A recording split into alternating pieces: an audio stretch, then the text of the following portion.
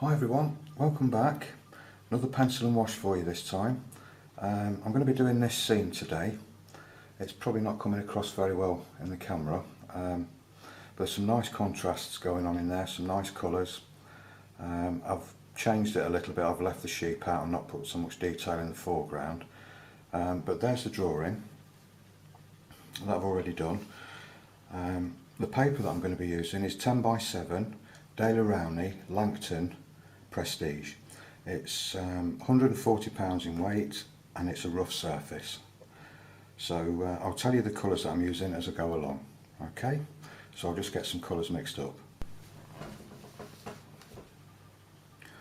Okay, so I'm just going to start by wetting the paper all over. Oops, got a hair straight away.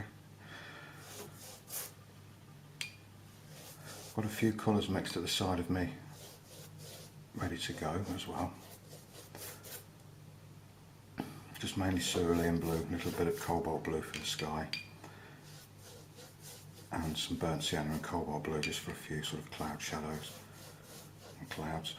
I'm only going to be painting in the sky and then letting it dry, but the reason I'm wetting all of the paper is probably, as you know, it helps to fix the graphite a little bit.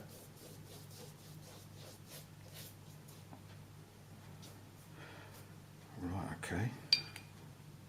Just nice and wet at the top there.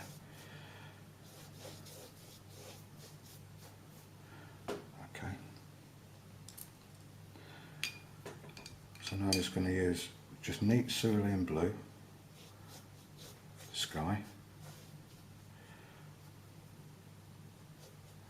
I'm not bothered if it runs over the distant hills.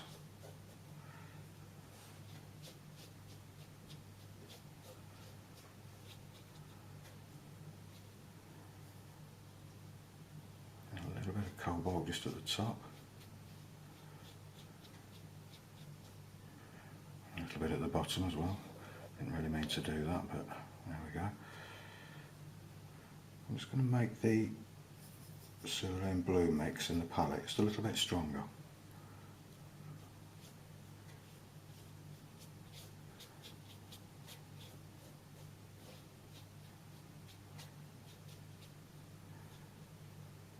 Okay.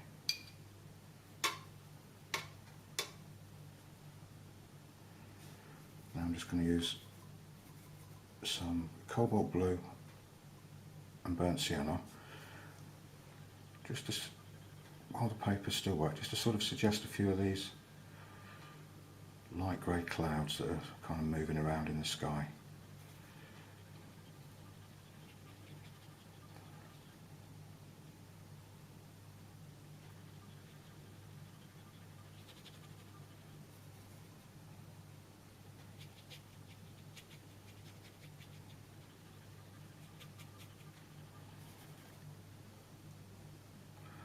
Very sort of random, there's no sort of perspective or anything to them, they're just sort of floating around all over the place, so it doesn't really matter where I put them.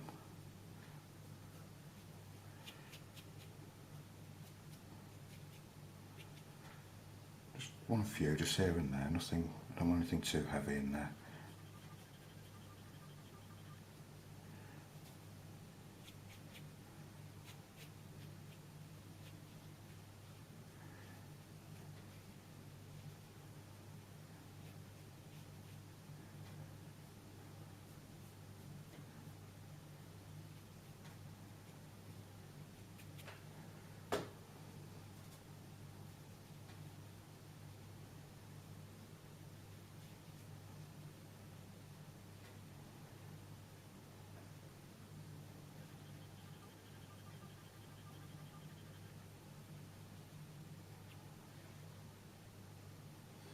Okay, that'll do. I'll let that dry. You probably noticed that I didn't go over it with yellow ochre as well. I usually do that. But for this picture, I'm going to start glazing with lemon yellow and bring out some of the brightness in the trees. So I don't really want any yellow ochre there. I'd rather have the brightness of the lemon yellow shining through the trees as a first glaze. So that's the reason why the yellow ochre didn't go on. Okay, I'll just give that a minute to dry and then we'll get to it again. Okay, that's nice and dry now. So before I put the lemon yellow on, what I'm going to do, I'm just going to paint in these distant hills, and the colours I'm going to be using for that are the same colours that I used for the grey clouds, but I've just added a little touch more cobalt blue in there and watered it down a little bit. I'm just going to start with a very light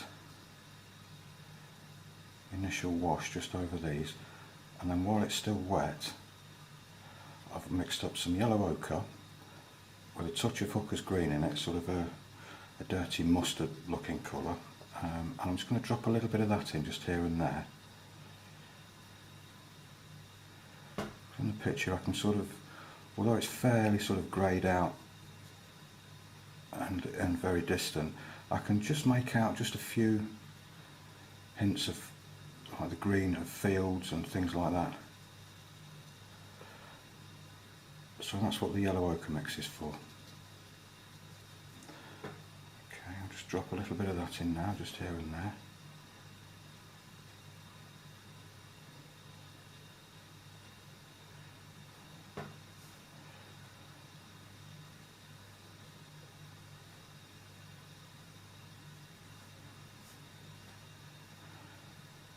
I mean, I might apply another glaze over that anyway, so whatever it looks like now doesn't matter. If it looks fantastic, great, I'll leave it like that, but if it doesn't, I know I can always go back over. Same again, I'll just drop a little bit of yellow ochre just along the bottom edge there.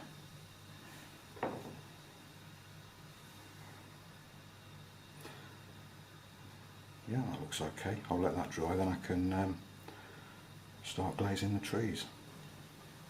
Okay, so I've got some lemon yellow mixed up on the palette, very weak wash. I'm just going to start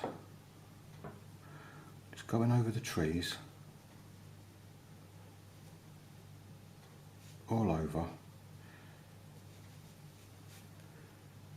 just as a first initial glaze, because what will happen is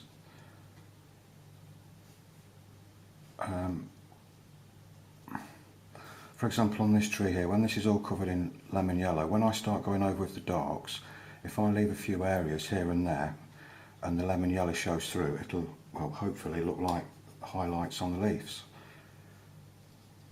And also lemon yellow, or any yellow for that matter, is a nice colour to actually glaze greens on top of.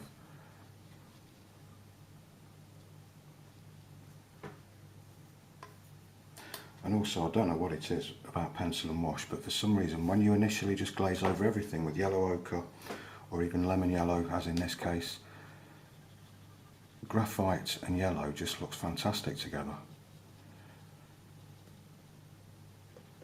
I mean, I don't know how well it's coming over on the camera, it might look a little bit insipid and washed out, but I mean, just these initial glazes of lemon yellow, you can see how nice that's starting to look.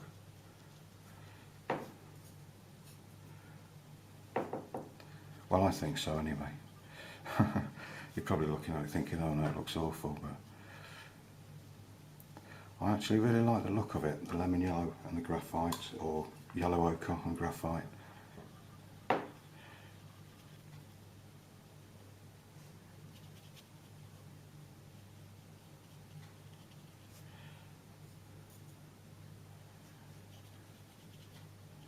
Particularly for landscapes, because it kind of does look green, doesn't it, when it goes over the graphite. I'm even going to put it over the dark areas as well, just as a glaze. Probably won't have a massive effect, but it'll just sit on top of there and just dull the graphite off just a little bit.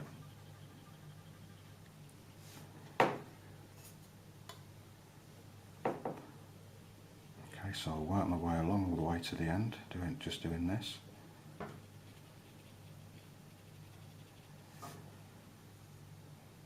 Don't forget this foreground one just here as well.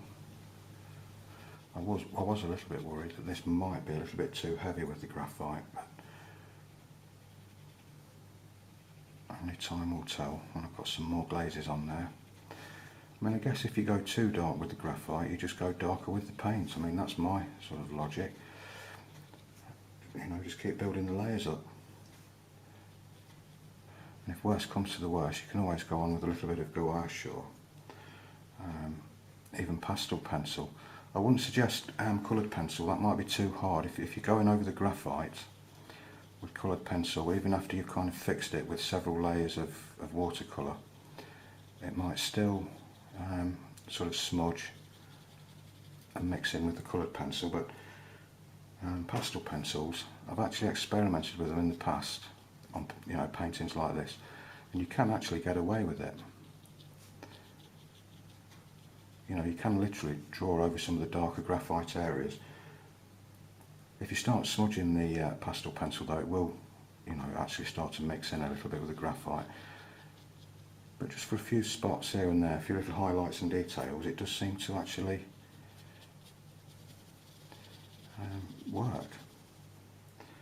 So I'm getting low on lemon yellow now. Do I need to mix some more? I think I've got just enough just to do that last tree. Okay, so now that's nice and dry, I'm just going to go over some of the darker areas now with a wash of ochre's green and yellow ochre, fairly sort of medium strength mix. I'm just going to start just dabbing just over some of the darker pencil areas.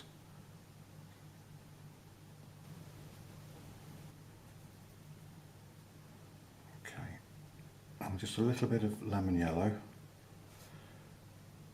just to soften some of those hard edges out. Just going to just touch it on there while the paint's still wet. Although that tree's more in the foreground than any of these, because it's off to the side, I don't really want too much detail there. So I want to try and keep it fairly soft if I can. Right, I'm going to just miss that one out because that seems to have a little bit of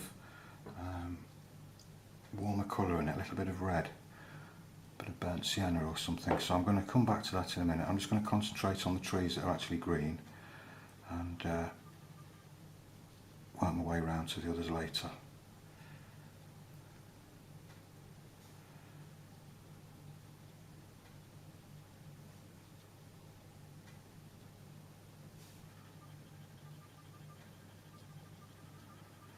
Point's gone on this brush. I used to be able to get some nice fine detail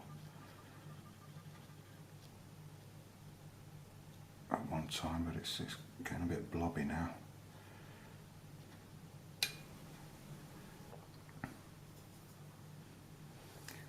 I'm just going to leave that tree and go on to these while that one's still wet just there, so that the paint sort of doesn't run in, because I'll be using a darker green there and it'll go into the lighter lemon yellow there, and I really don't want that to happen. So I'm just going to start with these now. In fact, I'm going to change my brush. I think this is a number 2 or number 3 or something, just so I can get a nicer edge just along there. Like I say, that other brush, it's kind of lost the point on the end there, so it's not giving any fine detail at all.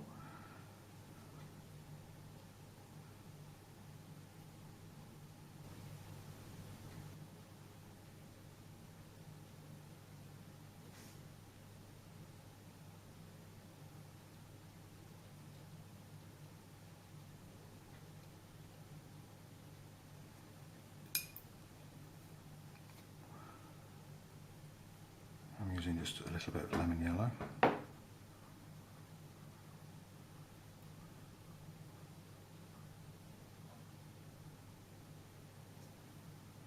I'm actually just going to use a little bit of clean water just to soften those edges just there. Now I'm using the ochre's green and yellow ochre again. Actually, I've got some warmer colours in there. I'll just start by putting a few darks in there.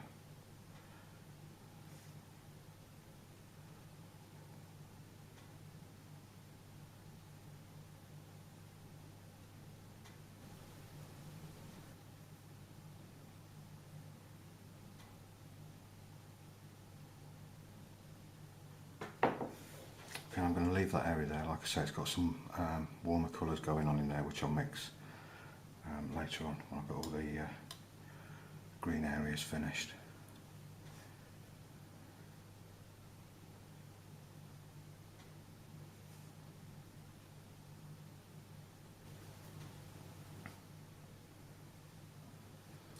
And this can take some time to sort of work in and out all the light and dark areas, but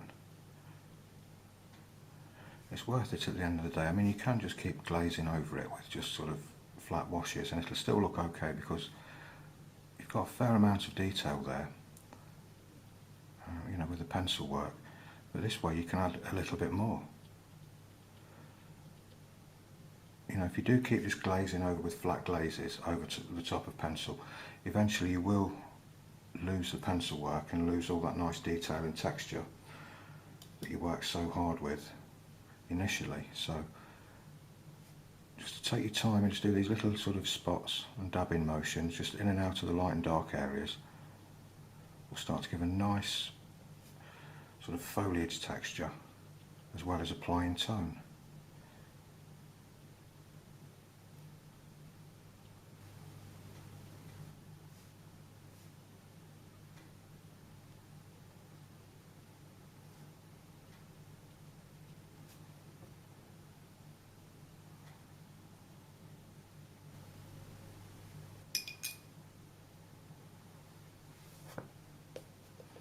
Okay, that one's nice and dry now. So I'll start work on this.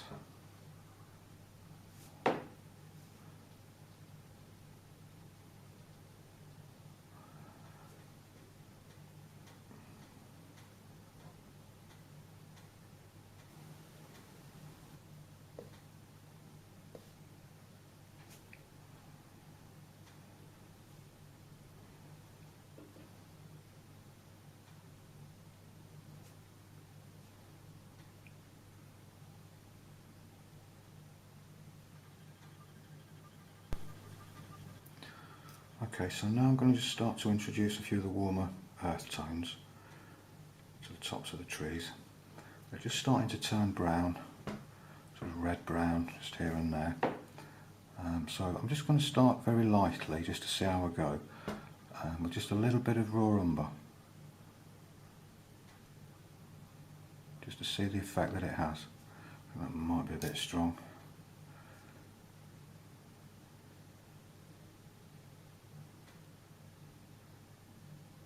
I'm still doing that same little dabbing motion, just tiny little spots.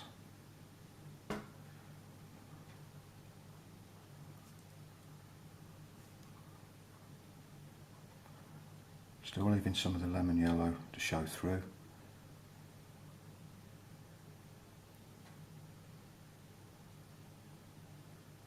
Just bring that colour down into the darker area a little bit as well.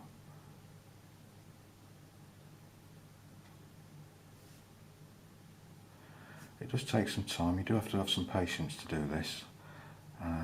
It can drive you mad after a while, so I sort of do little areas, take a break, come back to it. And it's good as well when you take a break because you come back with a fresh eye and you can see any mistakes, see what needs adjusting.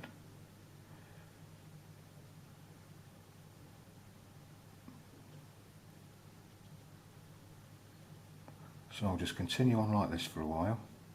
I've also got some yellow ochre mixed as well, and I've got some burnt sienna as well as the raw umber.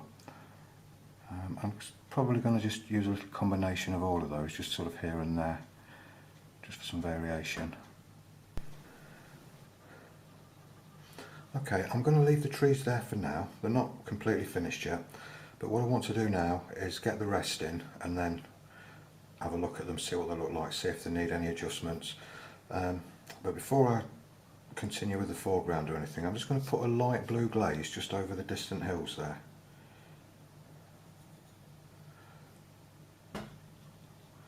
Just a very light wash of cobalt blue with a little bit of cerulean blue in there. In fact, I can even go over that tree as well. It's far enough off in the distance. Okay.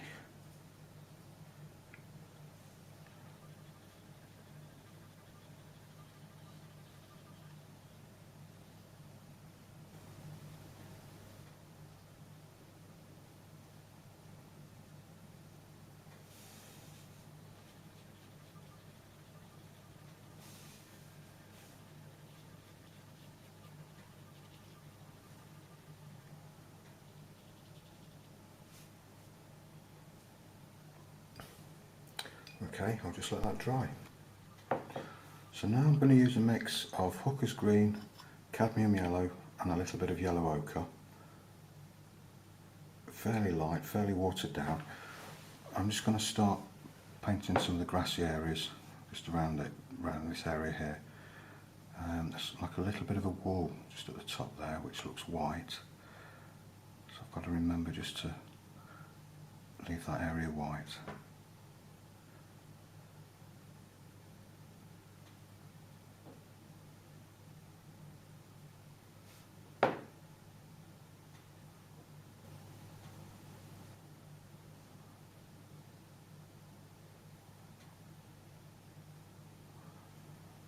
Okay. While it's still wet, I've just got some neat yellow ochre mixed up on the palette. I'm just going to drop just a little bit just here and there.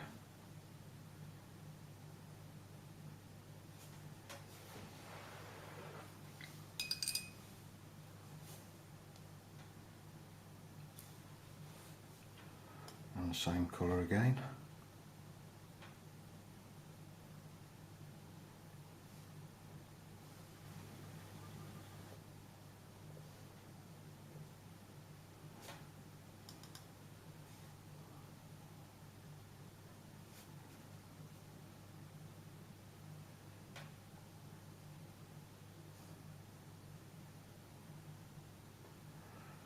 There's like a little opening just there in the wall, so I'll bring the colour straight through there.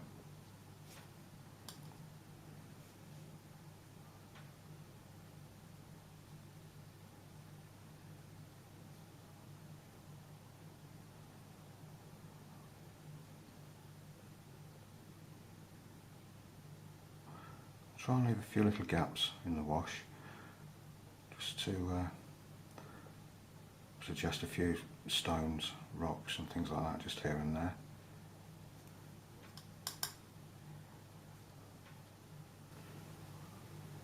Okay, and again while that's still wet, just a little bit of yellow ochre.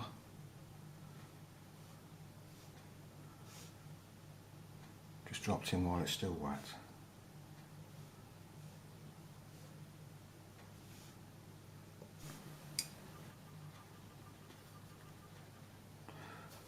Same colour again. Be careful just to leave the line of the road there as well. Comes down to there. Actually, I don't like this brush anymore.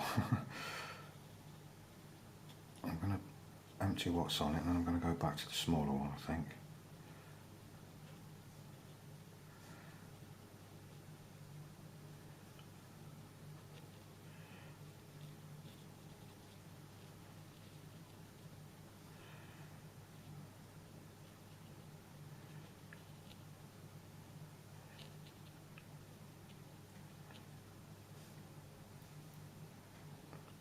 A few rocks down there just along the water's edge.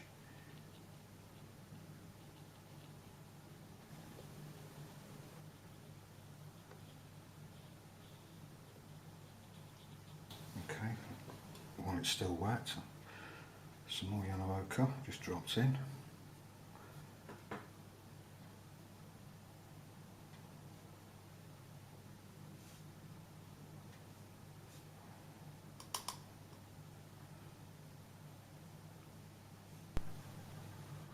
Right, so now both these edges of the grass are dry, I'm just going to paint this little bit of road in. It's not much showing, but there's just a little bit there, and I'm going to use cobalt blue and crimson alizarin, very watered down. It's like a very light mauvey grey colour.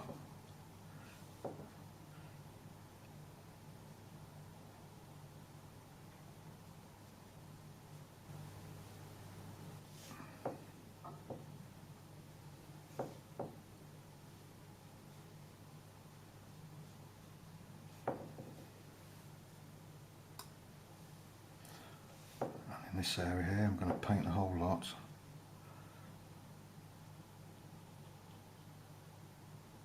It's sort of in shadow.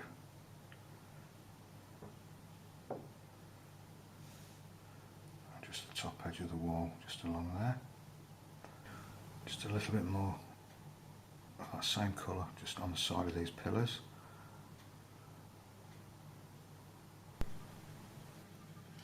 Right, okay, it's been 24 hours since you saw this from the last stage. I sort of finished it last night, and this morning when I woke up I thought, okay, I'm going to put some more colour on these trees. So basically what I've done, I just repeated the process again, what you've already seen. I just touched in a few more darker areas, and then I gave the whole thing a very light glaze of hooker's green and yellow ochre, just to kind of bring it all together a little bit. Oh, I also touched in a little bit more burnt sienna just on the red areas, and also I repeated the process on these grass verges as well. Just gave them another glaze over of exactly the same colours. Okay, so now what I'm going to do, I'm going to get started on the water. I'm going to give it just a very light coat of cerulean blue and cobalt blue, just all over.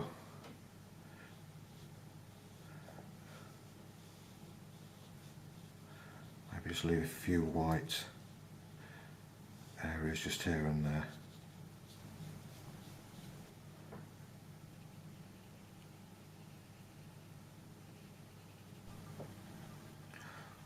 And now I'm going to use a mix of hooker's green again with some yellow ochre and some cadmium yellow.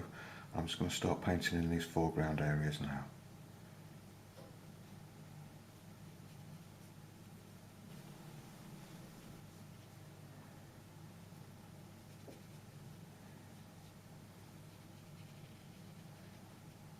Again, just leaving a few little light areas just here and there, just to suggest little rocks and things like that. So I've got to be careful when I come down here as well, because there's quite a few rocks along the water line. Okay, while that's still wet, I'm just going to use a bit of yellow ochre.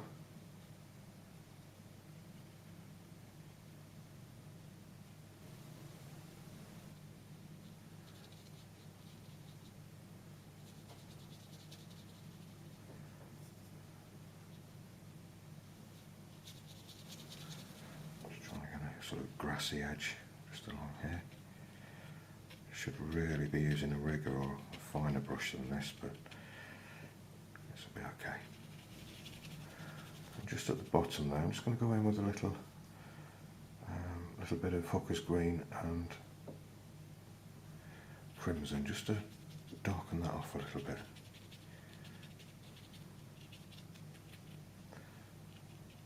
Touch a little bit in just here and there as well while it's still wet.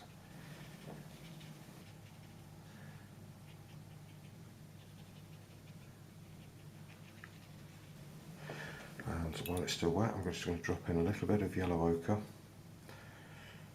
just on some of the lighter areas in the grass, just to give the suggestion of a bit of sunlight catching it.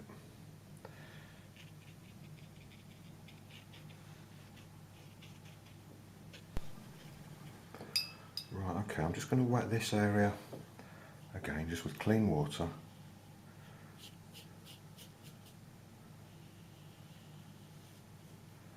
I'm just going to add a few darks in there as well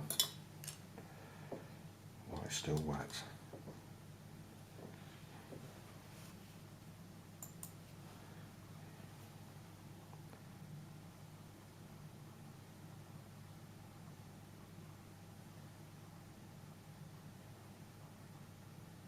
I should have probably done this actually when I applied the first wash, you know, in a similar way to that, but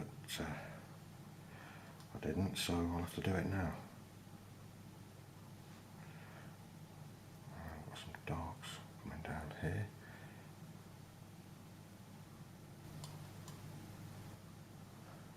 It's quite dark just here.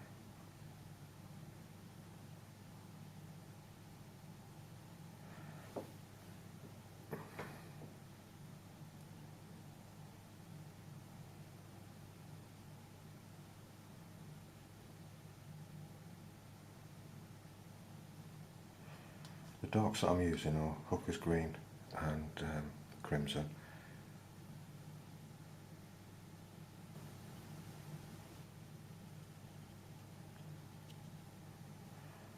Just pull those colours down just a little bit, just into the water.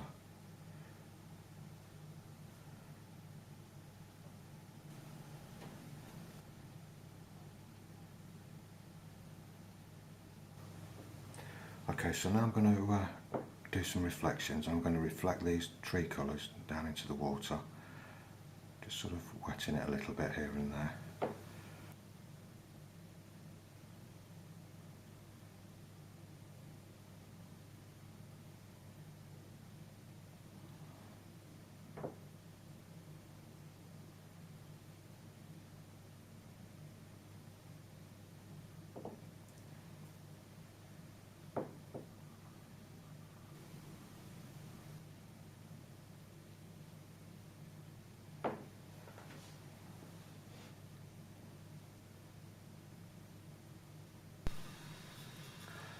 Just a quick glaze of yellow ochre, just to pull this foreground together a little bit better, I think.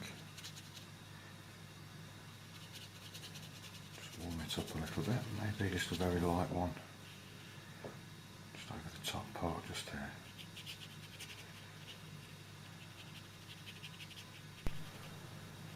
Right, okay, I think it's time to start putting in just a few light shades on this stone wall. In the picture it looks fairly light in most areas, but what I'm going to do, I'll start with this middle one. I'm just going to use clean water and just wet it all over. I'll probably work in sections for this, so I'll just work on this bit for now. I've got some very light watery colours mixed up on the palette. This one is cobalt blue and crimson, and I'm just going to drop them in on the wet paper, just sort of here and there. Got a little bit of yellow ochre as well.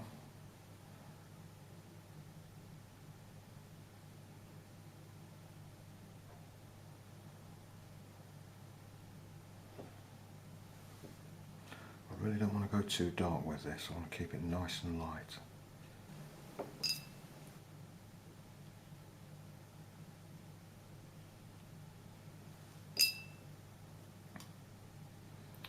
Same again, just a little bit of yellow ochre. And maybe just a touch of the blue mix just here and there.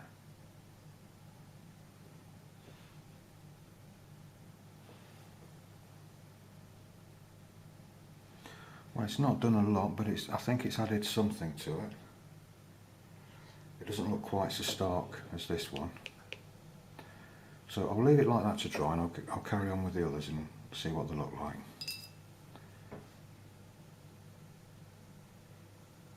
Maybe just a few of these colours, just sort of touched in on some of these rocks as well.